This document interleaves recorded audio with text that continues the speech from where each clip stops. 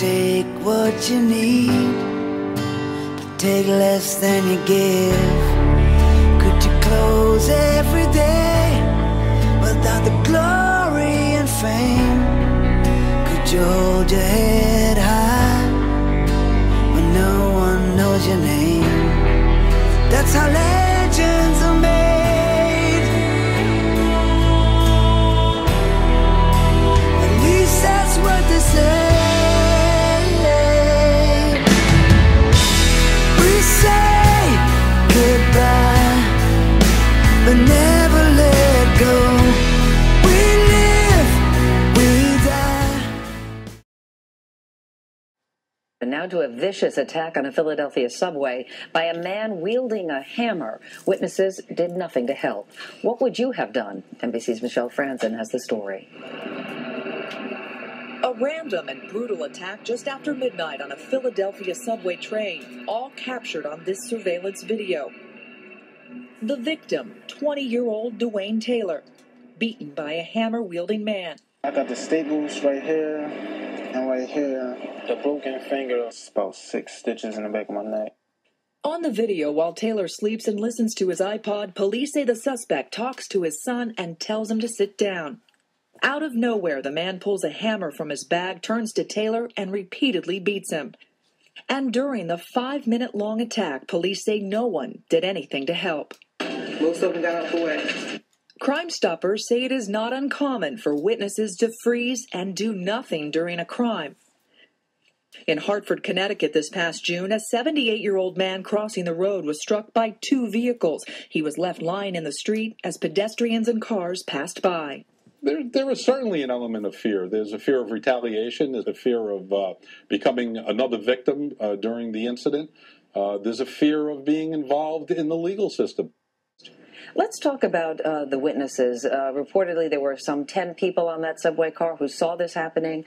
Not one of them came to the rescue of this man. Have you spoken to any of those witnesses at all?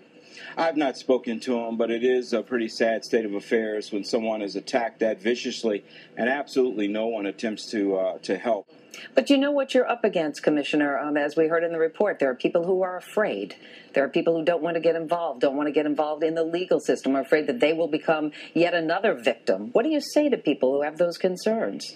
What I say to them is they better pray they're never a victim, because if someone was attacking them that way, they would certainly hope someone would step forward and help. And it starts by setting an example and doing something yourself. But it just goes to show that we do have to look out for one another. If we see something going on, all of us as citizens have to step up and take some kind of action. You just can't have something like this happen and do nothing. Commissioner Charles Ramsey, thank you so much for your time this morning, sir. Thank you.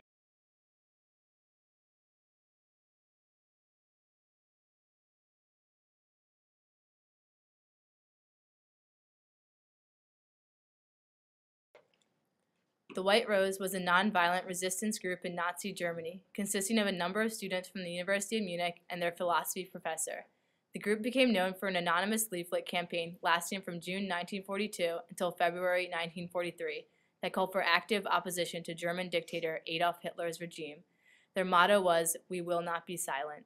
The 6 core members of the group were arrested by the Gestapo for treason and executed by beheading in 1943. The text of their 6th pamphlet was smuggled out of Germany through Scandinavia to the UK, and in July 1943, copies of it were dropped over Germany by Allied planes, retitled The Manifesto of the Students of Munich. Today, the members of the White Rose are honored in Germany as some of its greatest heroes because they opposed the Third Reich in the face of almost certain death.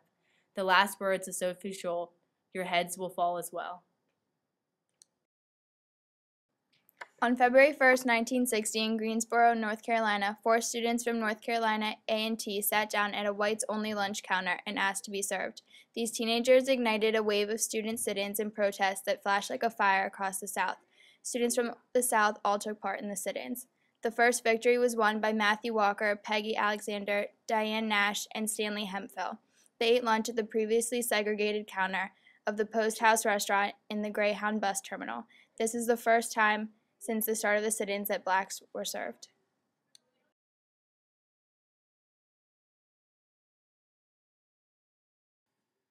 In Germany, first they came for the communists, and I did not speak out because I was not a communist. Then they came for the Jews, and I did not speak out, because I was not a Jew.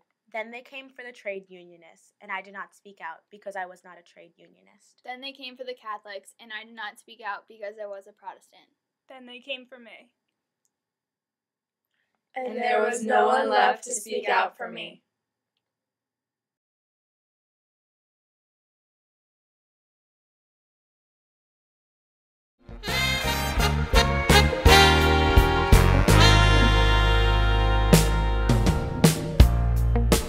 Heaven help the boy who never had a home.